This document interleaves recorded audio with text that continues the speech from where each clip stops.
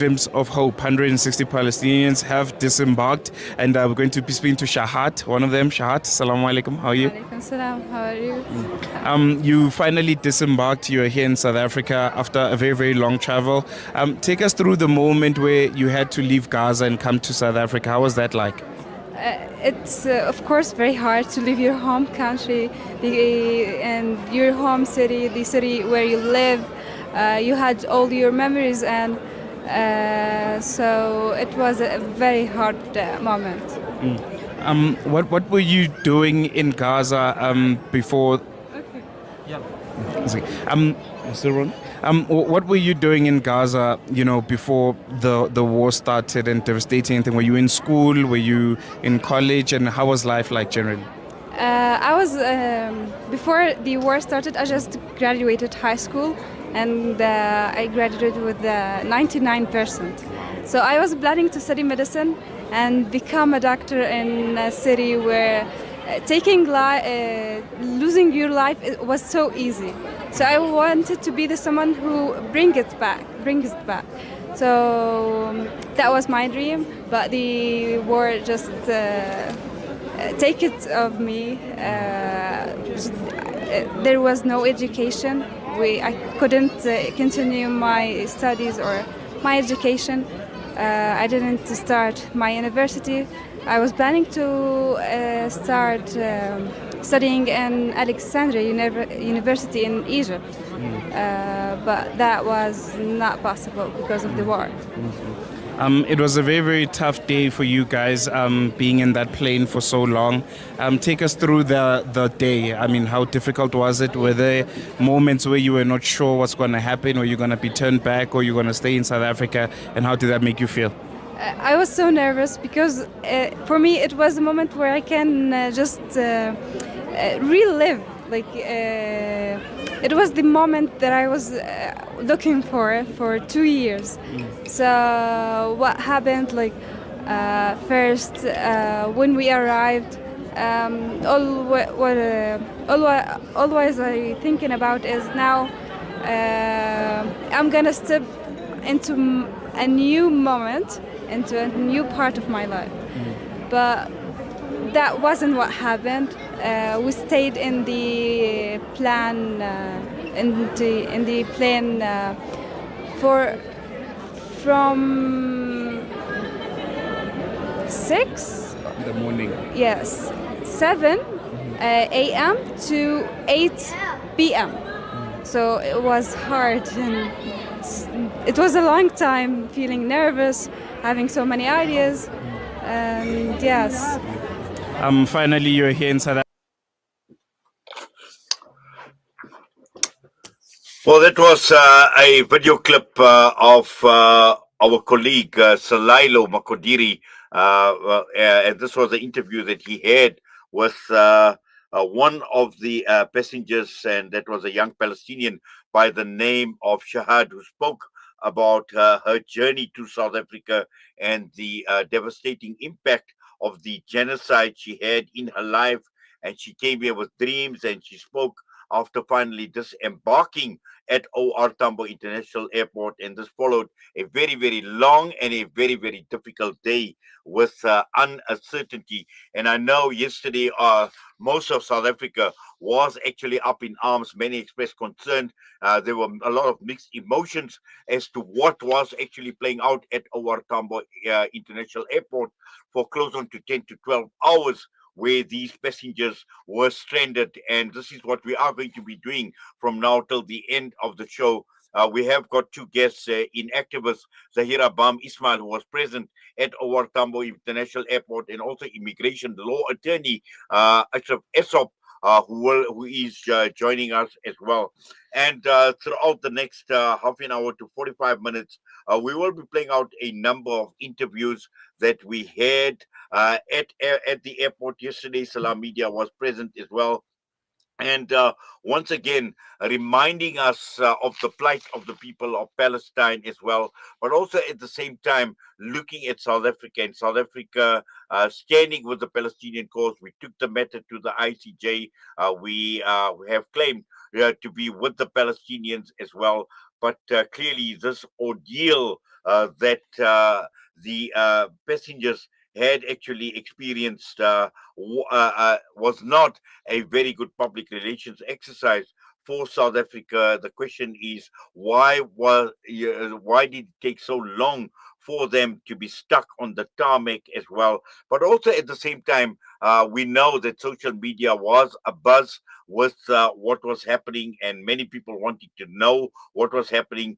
But there was a lot of disappointment, and this in one of the video clips which we will be playing out, where one of the activists, Nadia Adam, expressed deep disappointment over the low turnout, because this was a major issue of South Africans at OR Tambo International Airport, and disappointing in her words, saying that out of everyone here, only about 6 are South Africans, the rest are Palestinians. What can we do more? And this we find indicative in many a Palestinian event as well. For many of us, it sits through, we sit on our phones, we comment on social media, but when physical presence obviously is required, we are not present. And this was a huge occasion. It was a massive occasion, particularly for those of us who stand and who claim to stand for the people of Palestine, to show ourselves, and more importantly, to raise our voices, because this is a very, very serious matter. But right now, we're going across now to be joined by our two guests, Zaheerah Bham Ismail, an immigration law attorney, Ashraf Essop. To both of you, Assalamu alaikum wa rahmatullahi wa barakatuh, and welcome. Wa alaikum salam wa rahmatullahi wa barakatuh. Thank you for having us. Yes, Zaheerah, I know you were present, and we played out that clip earlier on before you came on air, talking about the young Palestinian Shahad who spoke about her journey, reflecting on her journey.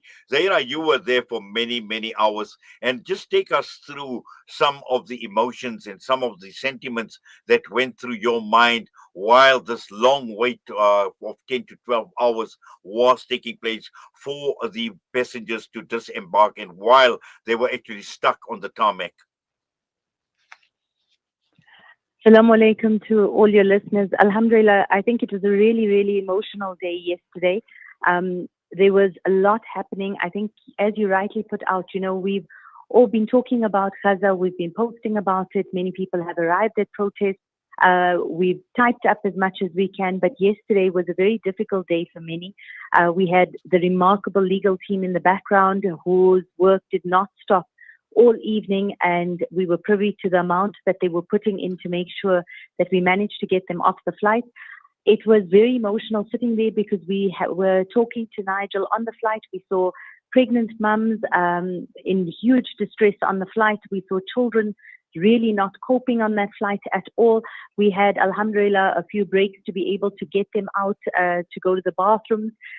We managed to get some food onto the flight. I think more than anything else, it was just emotionally absolutely exhausting. If it was exhausting for us on the other side, I can only imagine how much more intense it was for the people on the flight. But alhamdulillah, we managed to get some relief at the end of it all. But we'll have to see the way forward from there. But it was an extremely intense day yesterday. Yes, Ashraf, just to bring you into the discussion, and I know many questions are being raised as to how and why did these 160 Palestinians end up stranded on the tarmac of OR International Airport. And, we've heard about Home Affairs, and also we've heard about, their passports not being stamped as they left their countries as well. And just looking at it from a legal perspective, because last night I also got a call, and someone mentioned to me that there were advocates that were actually on standby to assist as well. And you being an immigration law attorney who understands the law, let's just try and unpack some of that. And again, the reaction and how South Africa has actually responded in terms of the law. So I think let's separate the discussion on the actions of detaining people for a number of hours in the blazing sun on a tarmac without assistance, or not even letting them into a building where they could have been more comfortable. That itself raises a number of legal questions, but not related to immigration. It has to relate to the IATA rules and how AXA operates with planes flying in and out of the Republic. There is a discussion still to be had in the future. Let's deal with the present matter. This was not the first matter. Last week, 180 people were also brought on very suspicious circumstances on an aircraft. Basically the same MO that we saw yesterday, and they were admitted into the Republic as visitors. Now, this is very important because they have the right to visit South Africa on a 90-day visa. Now, the background is very, sketchy, and we haven't had real evidence yet because these people are traumatized and they're still recovering, but the process will take its course. Let's just talk generally about what happens when a person enters South Africa seeking asylum. He has to enter through a port of entry. And at the port of entry, hello? Go ahead, Ashraf. We can hear you quite clearly. Oh, no. Okay. So you enter at the port of entry, which in this case is ORT, and you intimate to the inspectorate that, look, I'm here to seek asylum, and they are obliged to give you an asylum transit visa, which is valid for 5 days. Now, in that 5 days, you've got to make your way to the refugee status determination officer at any refugee reception office. That's known as the RRO. The RRO is based in Marabastad. And it's easier said than done. They only take 50 people at a time and in a day, and it's split over various nationalities. Like people from Middle East will get maybe Tuesday and Thursday. It's a wholly unworkable system, but you are protected from arrest, detention, deportation with that asylum transit visa. Now, let's say you missed that opportunity and able to get it for whatever reason. In this case, yesterday would be a prime example. They were not given the opportunity to apply for asylum transit visas. They were given a visitor's visa. Now, the fact that, and it's yet to be confirmed in writing, that the minister intervened and allowed them in on this kind of visa will mean that in future, if they delayed going to the RRO, Refugee Reception Office, then the requirement of the law is they must provide good cause. They must provide an explanation why they couldn't do this in the time or why they couldn't apply specifically for an asylum transit visa. So now they have good cause. They were detained for a number of hours. No decision was made. A lot of people had left on other flights. It was a humanitarian catastrophe. Various undertakings were given and broken. At the end, there would have been legal intervention, but then there was some kind of, we haven't seen the documents in that regard. But that sets the stage for you, again, to have good cause declared while you're going to the RRO. So that's basically the background of how this whole thing operates. Now, we'll come to defenses and things later on. But basically, the first opportunity, before you can even apply, you must submit your biometrics or other data. Other data includes your passport and your ticket and whatever else you may have in your possession. Remember that the BMA, the Border Management Authority, is unable to say to you, you're not allowed to apply for asylum. That's beyond their jurisdiction.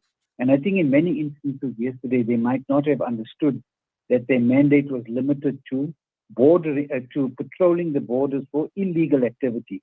There was nothing illegal about the applicants coming in on a passport, with a passport and wanting to enter the public. So there was no illegal activity, there was no smuggling, etc.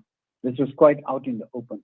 This is separate from how they were treated, and I understand that completely. It was a harrowing exercise. If you just heard the screams on the plane, it was just inhumane. But like I said, that will take its course. Just purely on the legal basis, they, just in summary, are entitled to ask for an asylum transit visa, and B, if that is not, as it was yesterday, not forwarded, then they were entered into the Republic as visitors for 90 days. That 90 days may be extended for another 90 days. That's where we are at present, legally. Yes, Ashraf, Jazakallah, and we'll just bring Zaheerah back into the discussion. And just Zaheerah, we're going to play out a clip about one of the passengers, Abu Saif, who reflected on the emotional and exhausting 3-day journey. And I think this is very, very important for us because, when one looks at the arrival, it was a very, very tense, it was a very uncertain ordeal. And obviously, they were looking forward to a new chapter for their families who fled this genocide. They're seeking dignity, they're seeking safety in South Africa. And I'd like your comment, Zaheerah. We'll just play out a minute or two of this clip just to understand what the passengers actually went through. So let's take a listen to what Abu Saif had to say to our reporter, Salailo Makodiri. From FAB Foundation, we are waiting for the Palestinians, refugees from Gaza to arrive. It's been a very emotional evening, waiting for them. We've had our ups and downs and highs and lows this evening. I don't know how the others have managed the entire day. Grateful to be here, but the only thing that's a little disappointing for me is that from all the people here, there's about 6 local South Africans. The rest are Palestinians. I do understand that South Africans have done a lot and they are doing a lot for the Palestinians, but I think we can show up better. It's just a bit disheartening to see that there's not much support, and I think we can do better as South Africans. Sorry, that was a wrong word that actually came up. That was Nadia Adams, obviously expressing her disappointment, at the turnout at the OR Tambo International Airport. But let's just listen to, in fact, let's go back and let's just visit and see what one of the passengers, Abu Saif, had to say. Out from that 160, there's a few that made out. There's a few that were given some kind of residency into South Africa by the government. And staying with me now is one of them. Just your name again, sir? Yeah, this is Loy Abu Saif from Gaza, Palestine. Just give us a bit of background. Where are you from? Where did you stay? And ultimately, how you found yourself here in South Africa? Basically, I am from Gaza Strip, and I'm living in the middle area of Gaza Strip, specifically in the Nusayrat camp. For the last 2 years, we were, as you heard and seen, under attacks, we were surviving and observing the daily death and attacks and starvations and famine and all of the things you have been seen on the TVs. So we born there and we grow up there and we live all of the wars, maybe 5, 6, 7, but the last one, it's the most horrible one. And you could easily could not imagine that you will be one of the survivors of this war. And maybe we could be lucky, or we don't know if we will be unlucky, maybe because of the post-trauma and all of these things, we will keep suffering maybe from it. So, but we could say that we have survival physically from this war and from this genocide. And regarding the way and the trip to being here in South Africa, it was not easy also. And there was many coordination and many checkpoints and many borders and many stoppings. But finally, the destination was clear, which is South Africa, where we believe that it will be a good chance and a good land for safety and for peace and for justice, and that's what we seek for it to start. Yes, that was just one of the passengers. Zaheerah, I know you've been obviously listening in and watching what Abu Saif had to say. And once again, when one looks at the ordeal that, they had to actually undergo, particularly after mentioning that it's been a very emotional, a very, very exhausting 3-day journey for them to get to South Africa and ending in this way. Zaheerah? Okay, Inayat, I've got you there. Alhamdulillah. We were actually tracking the flight from the night before to see where they would end up. And the Abu Saif brother was on the other side of the airport doors with us. They've had a harrowing few days with the uncertainty of where they were going to be taken, how they were going to be getting there.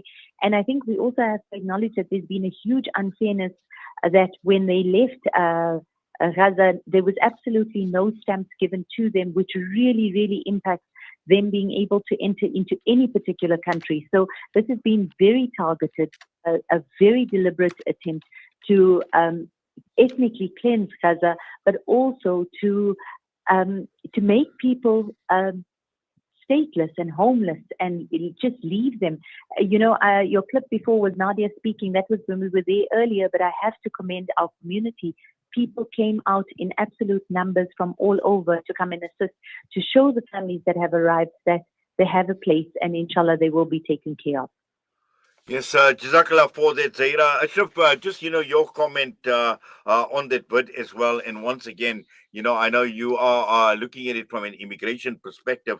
But again, one needs to be sensitive, the emotional trauma that these passengers had actually gone through. And then, to be confronted, the way they were confronted. And more importantly, like you mentioned, on the tarmac, and also, the insensitivity on the part of even the border management authority in terms of what these passengers had actually gone through, being obviously victims of a genocide, but also just getting here under the most difficult and extreme circumstances in some of the instances.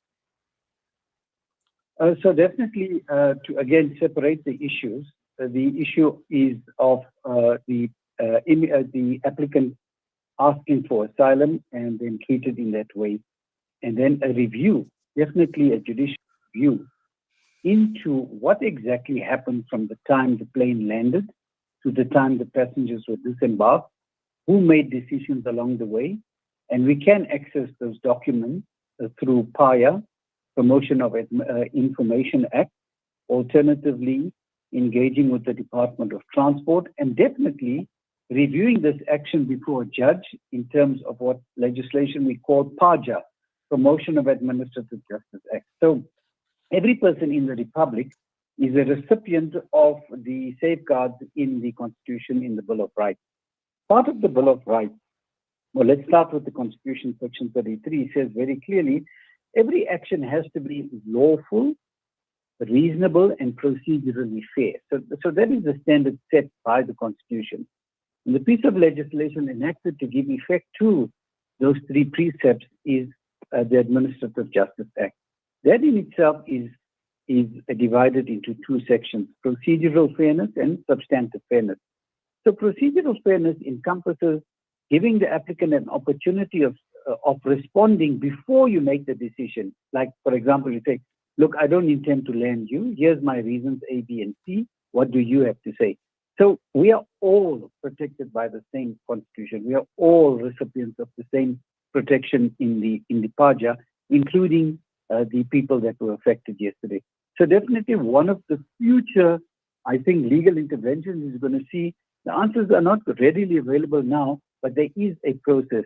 And I think we have to be extremely grateful that we have the rule of law and an extremely vigilant judicial system and lots of precedents where these things were basically packed out. What I can say is that at the end, at least they were allowed in and they're legal and they're safe.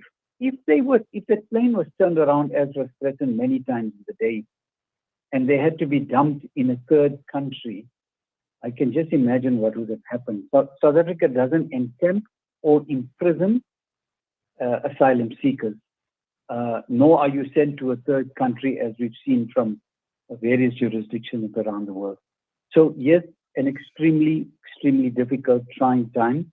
At the end, I think a prize that was worth fighting for, and let's see how it unfolds.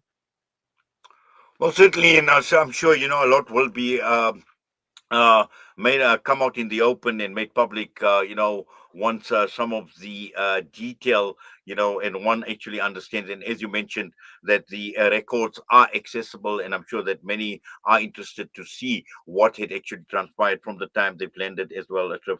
But Zaheerah, I know you've got to leave us shortly. Just, anything else you wish to add before we take leave of you? Thank you so much. Just we are putting together a coordinated effort. We know people are well-intentioned, well-meaning, to just wait for us to send out that message in terms of what assistance is required and the way forward. Ashraf and them are dealing with legal sides. We will have contact details for all the groups in terms of who you can contact if you are able to offer your services. But to please just wait until that message goes out just before Jummah today, inshallah. Yes, Zaheerah, just at this point in time, what is their status? What is their plight? Where are they being housed? Is that all being taken care of? So Alhamdulillah, all the families are in homes at the moment in suitable places for accommodation. The accommodation has only been provided for a short space of time. We do have communities that have come on board to offer alternate spaces for them. We will take legal advice in terms of going forward for families that need to leave, where they need to be moved off to, how that will work and how that will look. But Alhamdulillah, that's been sorted. The families that arrived were stripped of all their possessions. They've come with only the clothes on their back. We are looking into sorting out medical care to ensure that everybody is looked after and treated accordingly, because they are not looking well at all. We do have people who are putting together hamper packs for us, basic hygiene packs, basic clothing that families can start off with. Inshallah, that will be sent out, like I mentioned, before Jummah, inshallah. Inshallah. Well, we're looking forward to that. Zaheerah, once again, Jazakallah khairan so much for that, and also for taking time out this morning with us right here on Salam Media. And we look forward to further communication from yourself as well, inshallah. Assalamu alaikum wa rahmatullahi wa barakatuh. Wa alaikum salam wa rahmatullahi wa barakatuh. Yes, we will continue with immigration attorney, immigration law attorney, Ashraf Essop in the meanwhile. But what we want to also do is just to show how South Africans have actually taken on the Palestinian cause, and how, they've actually embraced it from an activist perspective as well. And this comes not only from the Muslim community, but it comes across all religious denominations. Now, yesterday, you may have seen activist Pastor Nigel Branken, who was on board the aircraft with the 160 Palestinians who were stranded for hours on the tarmac at OR Tambo International Airport. My colleague Salailo Makodiri had the opportunity that when he disembarked and into the airport terminal building, Salailo had the opportunity to talk to Pastor Nigel Branken. Let's just take a look at, for a few minutes, as to what the pastor had to say. Who were stuck at the tarmac here at OR Tambo. And the man who's been with them throughout the day is Nigel. Nigel, you look tired, you look exhausted. It proved to be a very, very long day. Just take us through the day. What happened, background, everything in between. I'm sorry, I'm very emotional. It's been a very hard day. I think the sum of it for me is this is not what South Africa was supposed to be, We were supposed to be a country that was a constitutional democracy founded on human rights. Palestinian struggles were our struggles. What happened to them was what happened to us. And we cannot allow this to happen. That's still continuing. So as much as I'm getting hugged by everybody here and saying, hey, well done for being on the plane, I've been taken off the plane so that they can continue their operations. Right now, they are busy. We don't know what they're doing. The reason they've taken us off is so that they can communicate in secret. We've watched Lyft Airlines all day give lies to the passengers and tell them lies that they can't apply for asylum. This guy, Nick, who's the head of Border Management Agency in South Africa here, has intentionally lied about the people trying to apply for asylum. I was with a woman who was 9 months pregnant. When I got onto the plane at about 2 o'clock, we walked onto the plane. She was coming down the stairs. We had called in an ambulance. That's how we got the plane stopped. The plane was about to take off, and this woman had phoned us. She's pregnant. And when I got on the plane, it was like an incubator. It was so hot. It was unbearable. One door was open. It's okay. There were little kids on the plane, and they were their hair was completely wet. I saw one child being held who had all completely fainted in their dad's arms. What was the main issue? Was it documentation? Was it them not going through the proper channels? I mean, you were there. What was the main issue that blocked them from ultimately getting into South Africa? I have absolutely no idea. I can tell you that I've spoken to everybody. We have heard instructions from everybody in government from all over. And what we've been told at the highest levels of government is these people are going to be let in and they're going to be allowed to apply for asylum. But this border management agency is some counter-revolutionary force within our country. It's just unacceptable. How can we not allow people who are coming from a genocide to apply for asylum? Surely that is the most fundamental right, is when you're being genocided to have asylum. That must be your fundamental right. How is that okay? So I have to think, I mean, from the beginning, I mean, we had a plane arrive about, I'm sorry, I've lost track of time. And I've been. Well, it was a very emotional Pastor Nigel Blanken, and once again reiterating, the emotions that South Africans actually felt, and we could just hear it in his voice, talking about the pregnant woman, talking about the child fainting in the arms of his parent as well, talking about South Africa, the Border Management Authority. And I'm going to ask Ashraf Essop to actually comment in terms of, whether the Border Management Authority is a law unto themselves. But before that, we need to just take a quick break, ad break. We'll come back and I'll ask Ashraf for his thoughts in terms of what some of the issues and some of the major concerns that Pastor Nigel Blanken had actually raised. Rejuvenating media day by day. This is Salam Media.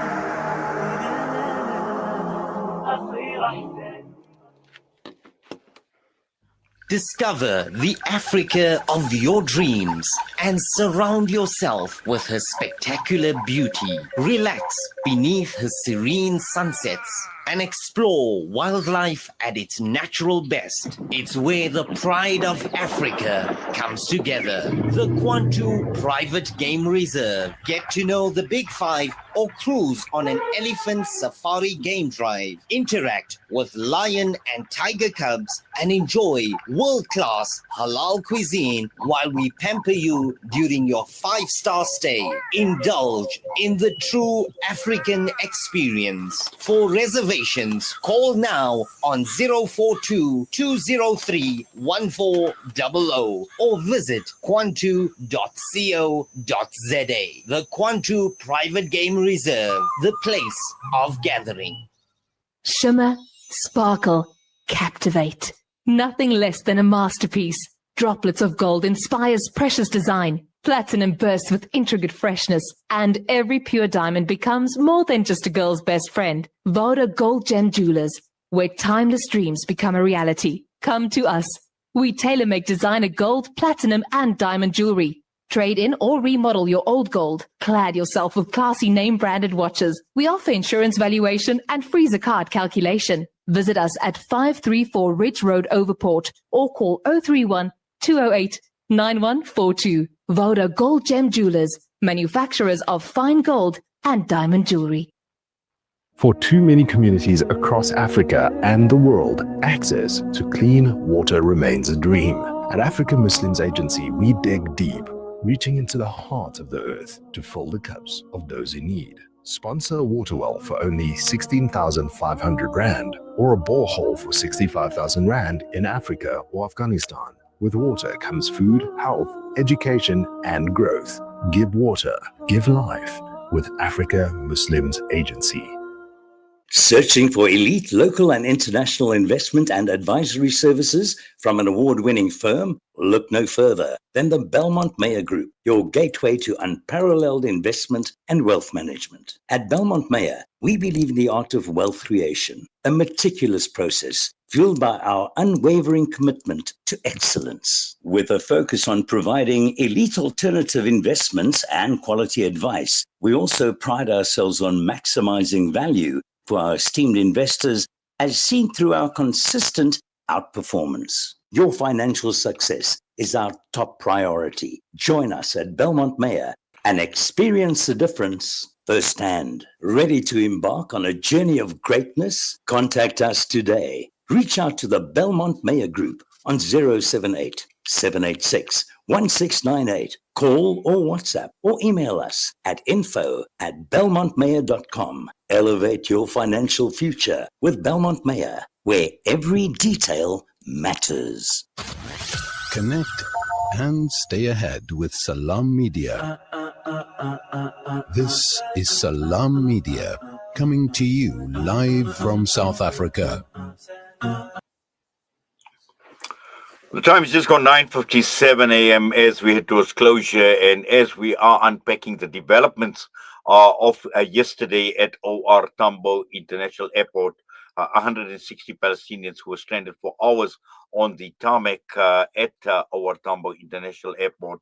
And we played out a number of clips. The Salam Media team was present at the airport to bring you first-hand accounts of what had actually transpired.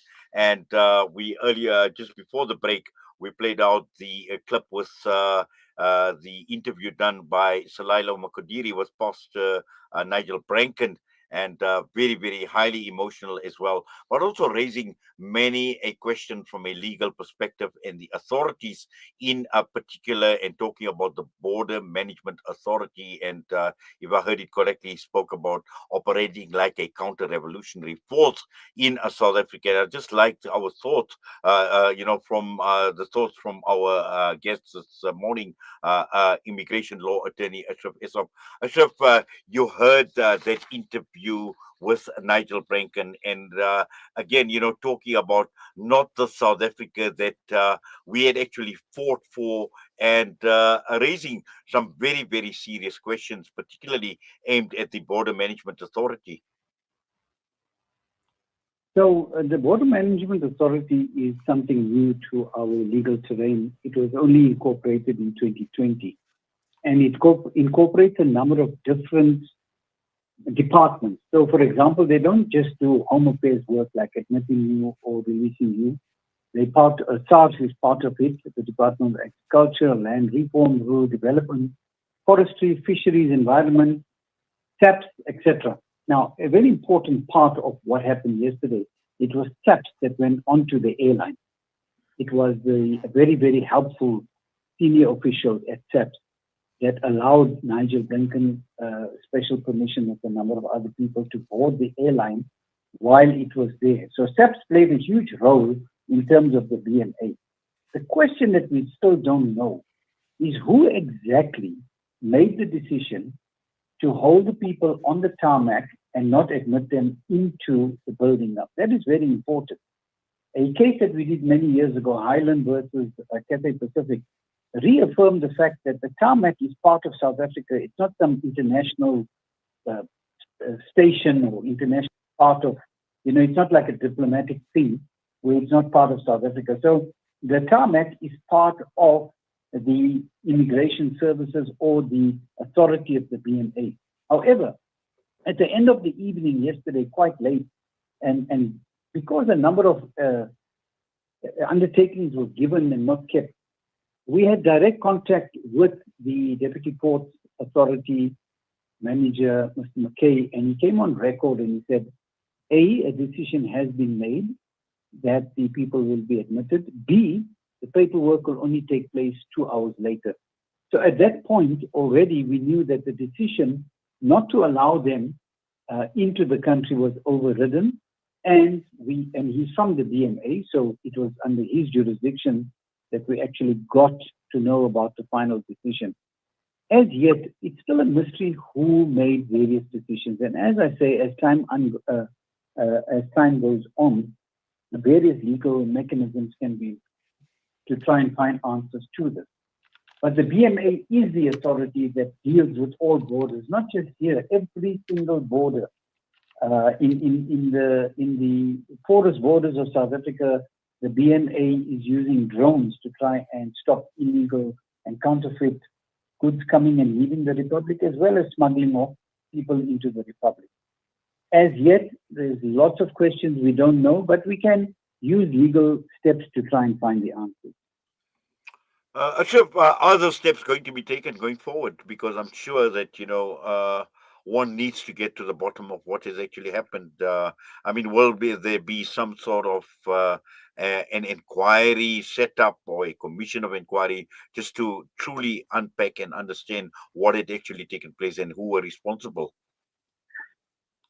You and I both know that the commissions of inquiry generally deal with national issues, but there are legal steps, like I explained earlier on, the review process, requesting for documentation in terms of PIA.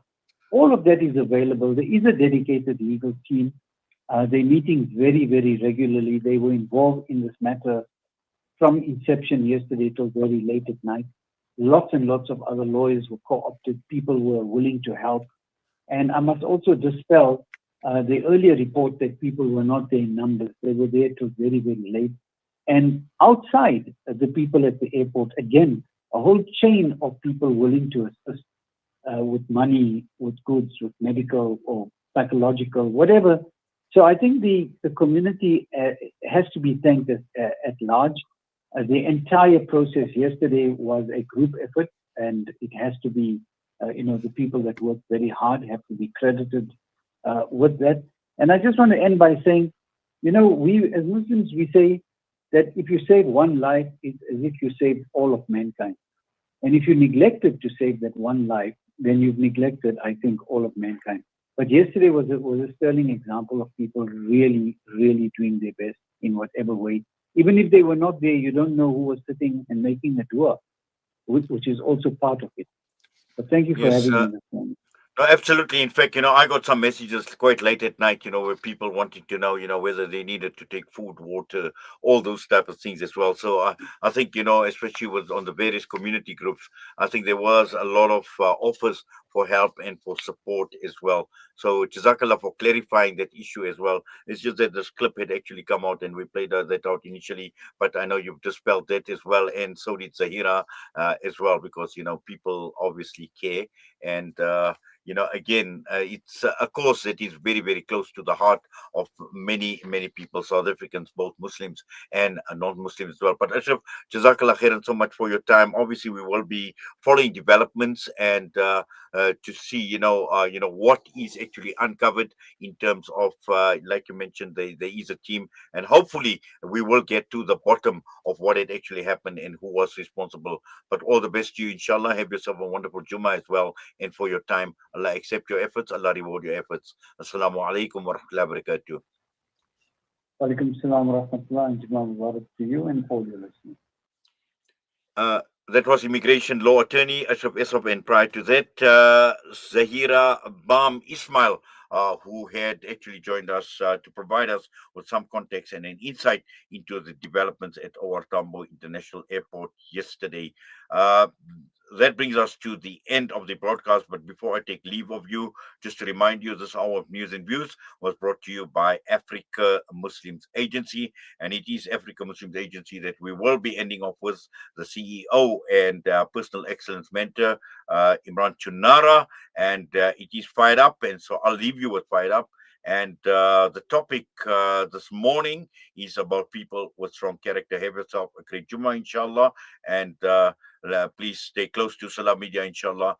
Any updates we get with regards to what had transpired yesterday, the well-being of the people. And we know, as Zaheerah mentioned, before Jummah, there will be some information that will be coming up. So just keep on a lookout for any further information with regard to the passengers and what their situation is. But for now, we thank you. And once again, I want to thank the Salam Media team yesterday, inshallah, alhamdulillah, doing a wonderful work. I know Nasreen mentioned to me that she only got home after midnight at around 12:30. So a lot of effort, a lot of time was actually spent as well from a media perspective as well. But once again, we look at it as a favor of Allah upon us as well. Allah Ta'ala grant us acceptance and to continue with our mission as humanitarian journalism and promoting humanitarian journalism, living it as well, inshallah. So stay with us. We will keep you posted, inshallah, if anything new does actually come up. And with that, I'm signing off from myself in the team here at Salam Media. Assalamu alaikum wa rahmatullahi wa barakatuh.